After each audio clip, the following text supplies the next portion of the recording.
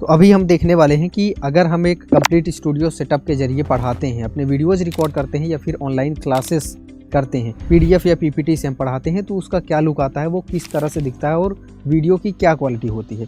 तो ये चेक करने के लिए सबसे पहले अभी हम क्या करते हैं, पीछे आप देख रहे होंगे ये एक 75 इंच का डिजिटल बोर्ड लगा है। तो इसमें हम अलग अलग फ्रेम सेट कर सकते हैं। अगर हमारे पास PTZ कैमरा है तो जैसे एक फ्रेम हमारा ये हो गया, इसको हमने कर दिया। दूसरा हम इसको फुल स्क्रीन पे कर सकते हैं इस तरह से, तो इसको भी हमने यहाँ पे एक प्रीसेट सेट किया और इसको हम कर देते हैं दूसरे स्विच पे। तो अब जैसे ये वाला हम प्रेस करेंगे तो थोड़ा सा जूम आउट हो जाएगा और जब दूसरा की प्रेस करेंगे तो फुल स्क्रीन हो जाएगा। तो ये आपके पास ऑप्शन रहता है, जैसा आप फ्रेम करना चाहें PTZ में आसानी से कर सकते हैं। अब ये हमारे पास पैनल है, यहाँ पे हमारे पास एक PDF है। इस PDF को एक बार हम ओपन करके चेक करते हैं कि इसका क्या लुक आता है और किस तरह से यहाँ पे डिस्प्ले होता है, हम किस तरह से उस पर पढ़ा सकते हैं। तो अभी ये पैनल एंड्रॉयड मोड में है। एंड्रॉयड मोड में आप देखेंगे ये इस तरह से ओपन हो गया है। यहाँ पे हमें ऑप्शन मिल जाएगा प्ले का और फर्स्ट पेज से हम क्लिक कर देंगे। ये जो अभी ओपन हुआ है ये एंड्रॉयड में ओपन हुआ है, पहले चीज़ आपको ये ध्यान रखना है। दूसरा ये कि ये हम नोट के अंदर नहीं ओपन किया है, हमने ये डायरेक्ट ऐसे ओपन कर दिया WPS के जरिए। तो जब WPS पे ओपन होता है एंड्रॉयड मोड में तो आप देखेंगे ये इस तरह से फुल स्क्रीन पे ओपन होता है। अब आपको स्लाइड करना है तो इस तरह से आप स्लाइड कर सकते हैं। नेक्स्ट बैक करना है तो ये आसानी से इस तरह से बैक हो जाएगा। अब इसमें जो भी छोटे छोटे वर्ड लिखे हैं वो आपको प्रॉपरली विजिबल होंगे कि नहीं, या आप ये कह लीजिए कि जो आपके स्टूडेंट होंगे, जो आपके बच्चे होंगे, वो जनरली फ़ोन पे देखेंगे, तो फ़ोन पे उनको ये छोटा छोटा वर्ड कैसा दिखेगा ये खुद आप अपनी स्क्रीन पे देख पा रहे होंगे। अब आपको कहीं पे मार्किंग करना है, अभी आपने नोट पे नहीं ओपन किया है, आपने डायरेक्टली ओपन किया है, तब भी आप देखेंगे जहाँ पर भी हम मार्किंग करना चाह रहे हैं, कुछ एक्सप्लेन करना चाह रहे हैं, मार्किंग करने के लिए हम इसको आसानी से यूज़ कर सकते हैं इस टूल का। फिर से हमें नेक्स्ट करना है तो फिर से हम यहाँ पे नेक्स्ट कर देंगे, बैक करना है तो बैक कर देंगे। यहाँ पे समस्या क्या है, इस तरह से WPS पे पढ़ाने पे आप मार्किंग कर पाएंगे, लेकिन जब आपको स्लाइड चेंज करना रहेगा, ठीक है, जैसे हमने यहाँ पे मार्किंग कर दिया, अब हमें स्लाइड चेंज करना है तो ये इस तरह से चेंज नहीं होगी, हमें क्लिक करना पड़ेगा, या फिर आप ये कह लीजिए कि जो आपने लिखा है वो हट जाएगा। फिर आप नेक्स्ट करेंगे या बैक करेंगे, यानी कि आपका डेटा जो आप चाह रहे हैं कि मार्किंग के साथ सेव हो, हम बच्चों को शेयर कर पाएँ, वो आप WPS के जरिए नहीं कर पाते हैं। तब दूसरा तरीका आता है यहीं पे कॉन्सेप्ट नोट सॉफ्टवेयर का।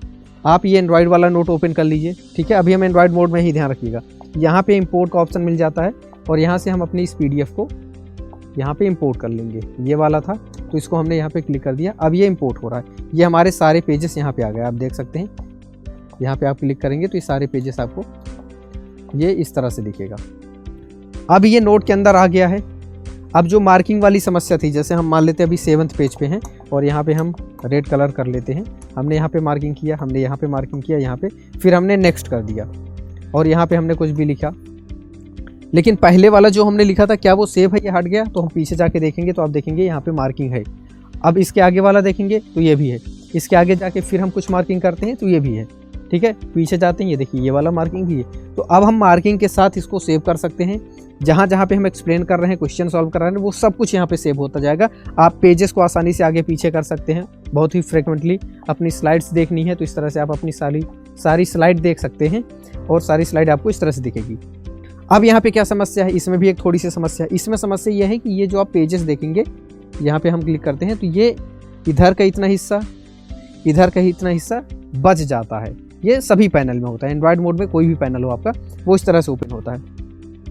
कुछ पैनल के जो सॉफ्टवेयर होते हैं एंड्रॉयड वाले उसमें फुल स्क्रीन हो जाता है, बट जनरली मान के चलिए ज़्यादातर जो पैनल हैं उसमें इस तरह से आता है।